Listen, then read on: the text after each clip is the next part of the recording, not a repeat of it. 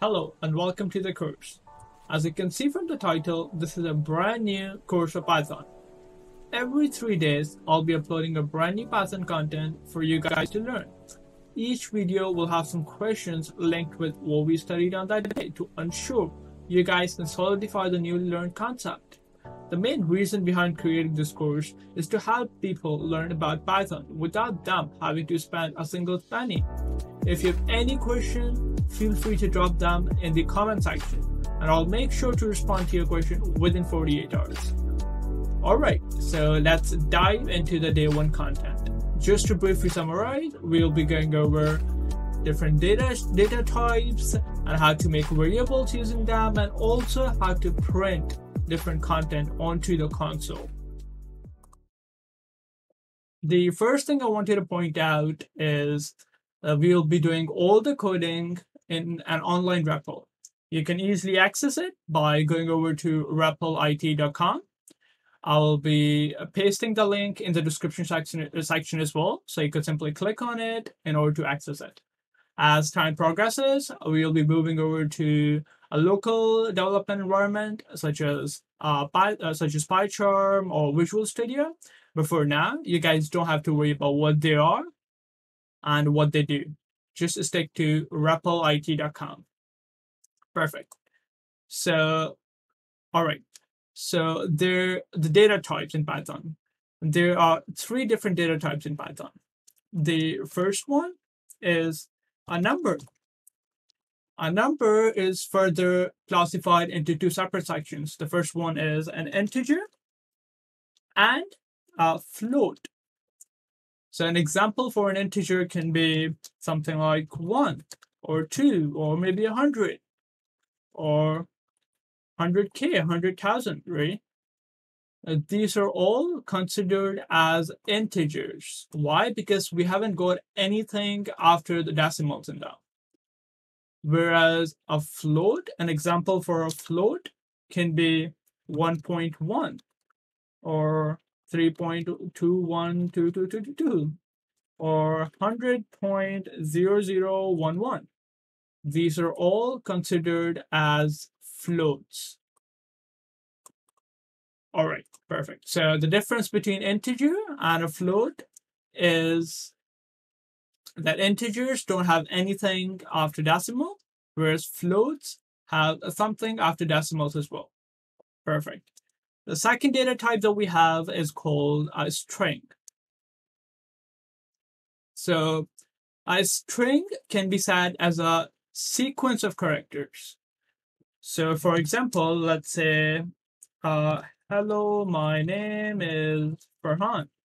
Now this is going to be considered as a sequence. This is going to be considered as a string.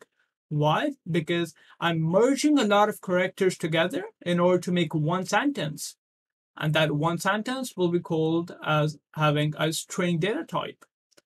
Another example that I could provide is my age is 21. Again, this is also a string. Why? Because we're combining a lot of different characters to form one sentence. So you could go over to Google and type ASCII table, ASCII table. In that table, you can see all the characters that you could possibly add into a string. These red ones, such as A, B, C, D, the capital ones, some special signs such as exclamation mark, $sign, etc. So you can merge all of them together in order to form one thing, and that one thing is going to be called as having a string data type. Perfect. The third and the last data type that we have is called a Boolean. A Boolean can only have one of the 2 values. It can either have a true or a false.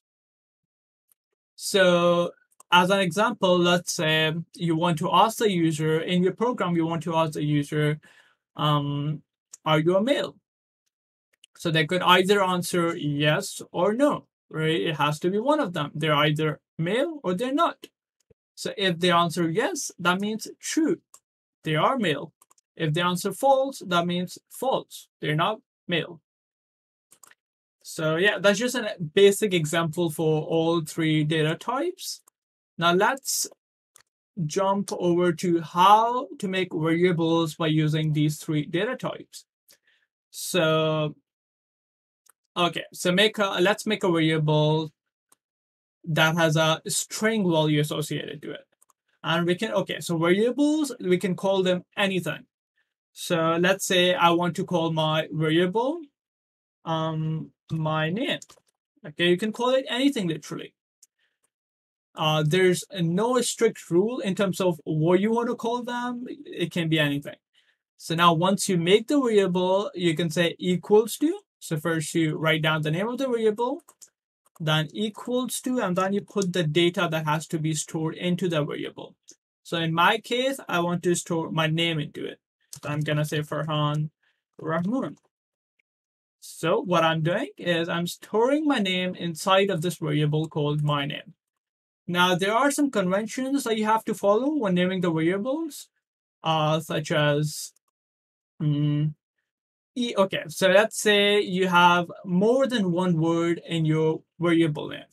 So you have to separate them by using an underscore. So you can see over here, an underscore.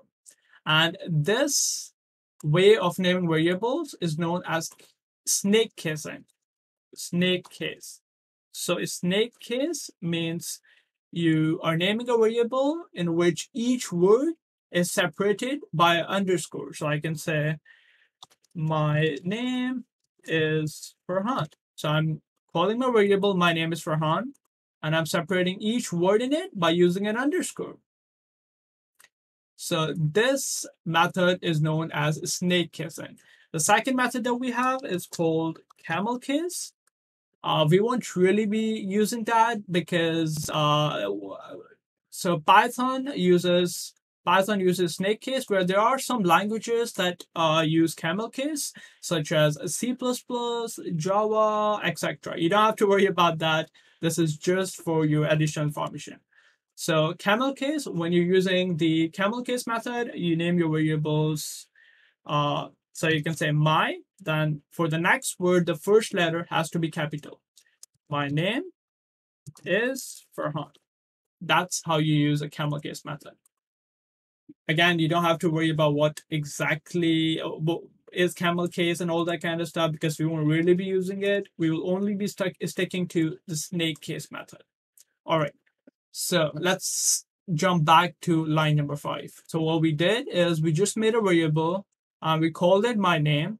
And inside of the variable, I'm setting that to be equals to a string. Why? Because this is a sequence of characters merged together. So it's going to be called as a string. All right, perfect.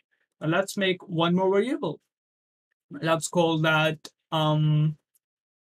age. So this time you can notice that I'm not using any underscore. Why? Because I only got one word in the variable name. That is age.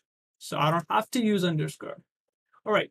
So I would like age to have a data type of number, an integer, because, well, your age is probably going to be an integer, right? I mean, you could say it can be a float as well, but we are going to consider it to be as an integer. So age is equal to 21. So what I'm doing over here is I'm making a variable and I'm calling that age. I'm setting that to be equal to 21. So I'm storing 21 as the value into this variable called age. Perfect. So let's make one more variable. And let's call that male. Okay, let's call that is male. All right. So this would store yes or no. If the user is a male, it's gonna say a true, meaning a yes. If the user is not a male, it's gonna say false, meaning no, the user is not a male. So therefore, in this case, we're gonna have to use a Boolean data type. And to use a Boolean data type, all you have to say is either say true or false. You don't have to use any speech marks or anything. You can simply write a true or false. You just have to make sure about one thing. The first character of true or false should be capital. So it can either be this or it can be this. That's it. So we just made 3 variables. The first one's storing a string inside of it. The second one's storing a integer, a number, and to be specific, an integer. The third one is storing a boolean inside of it. Perfect. Now, the last thing that I want you to point out for today is how can we print content onto the console. So right now, on the right side of your screen, you can see something called as a console. Initially, there's going to be some random stuff written in it. Random as in it's going to show the version of the Python that you're using. Again, you don't have to worry about any of that stuff. So what we're going to do is we're going to print the values of all 3 of these variables onto that console. To do that, you have to use something, you have to use a print function. There's a built-in print function in Python. So you can say print, and then 2 brackets. You have to use parentheses, 2 brackets. Inside of these, you can provide the name of the variable that you wish to print onto the console. So you can say my name. And let's do the exact same thing for the rest of the variables as well. My age. Then print is male. There you go. So what we just did is we are printing all 3 of these variables onto the console. Let's try to run it. You can easily run it by clicking on the run button on the middle top of the screen. There you go. So now you can see that we got the values for all 3 of these variables printed onto the console. It's simple, right? All you have to do is use the print function. So print my name, because my name is the name of the variable I wish to print. Then print the age, and the name of the age variable is age, age itself. Then print is male. That's it. So we are printing the values of all 3 of those variables onto the console. Now there's one more method of printing. That method was recently introduced in Python 3.0, the latest version of Python, and that method is called as fstrings. So let's say I wish to print all 3 of the, simply let's use the fstring method to print all 3 of these variables onto the console. So what you have to do is first you have to write f and then 2 speech marks. And then inside of the speech marks, you have to write down 2 curly brackets, an opening curly bracket and a closing curly bracket. And inside of them, you have to write down the name of the variable. So in my case, it's going to be my name. So you could simply copy paste it onto the next lines. And then inside of this, instead of printing my name again, I'm going to say age. Then, so my name I'm going to say is male. Let's try to run this. So you can see this prints the exact same thing as the previous method. But there's some advantage of using the fstrings rather than having to use print. We won't go over them right now. I will dig deeper into them in the future lessons. But for now, just keep in mind that we have 2 ways of printing. You can either use fstrings or you can use a normal method. I personally prefer to use fstring, but you can use any of them. But as we progress further, I'm pretty sure you'll be able to realize which of them is a better method to use. So yeah, let's add this lesson over here. And I'll see you guys next day. Yeah, one more thing. There are going to be some questions in the end of this video, so make sure to do them in order to solidify all 3 of these topics that we just studied about today.